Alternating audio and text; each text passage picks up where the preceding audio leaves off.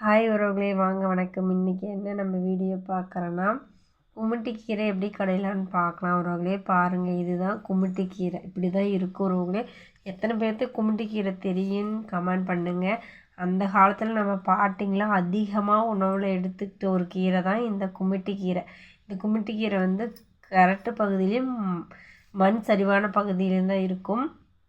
கீரையை நம்ம கழுவி நல்லா எடுத்து வச்சுக்கிட்டு வரவங்களே பாருங்கள். அது கலர் பார்த்தாலே தெரியும் எவ்வளோ ஃப்ரெஷ்ஷாக இருக்குன்ட்டு. கீரை கம்மியாக இருக்கனால நான் பருப்பு சேர்க்கல. 3 கத்திரிக்காய் நம்ம தோட்டத்திலே இருந்துச்சு, அதையும் பறித்து எடுத்துக்கிட்டு வரவங்களே.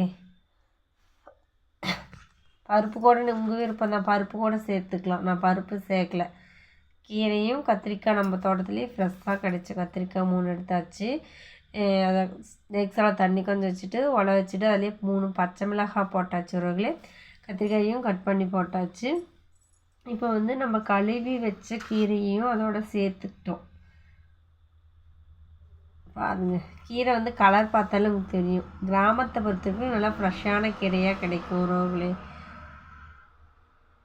அதுதான் கிராமத்தில் உடனே பறித்து உடனே சமைச்சிக்கலாம். நம்ம கீரை வேக வச்சு எடுத்து வச்சாச்சு உறவுகளே.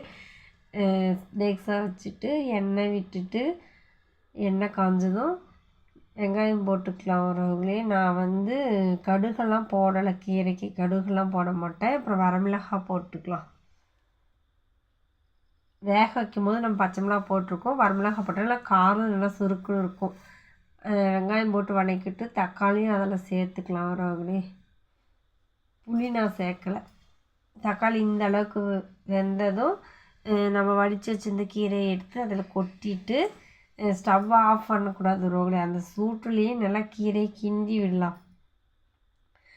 கிண்டி விட்டுட்டு தேவையான அளவு உப்பு சேர்த்துக்கலாம் உறவுகளே. கல்லுப்பு தான் போடணும். அதிகமாக கல்லுப்பே யூஸ் பண்ணுங்க உறவுகளே. நைஸ் உப்பில் என்னமோ ஒரு கெமிக்கல் கலக்கிறாங்களோ, அதனால் நீங்கள் கல்லுப்பே யூஸ் பண்ணுங்கள்.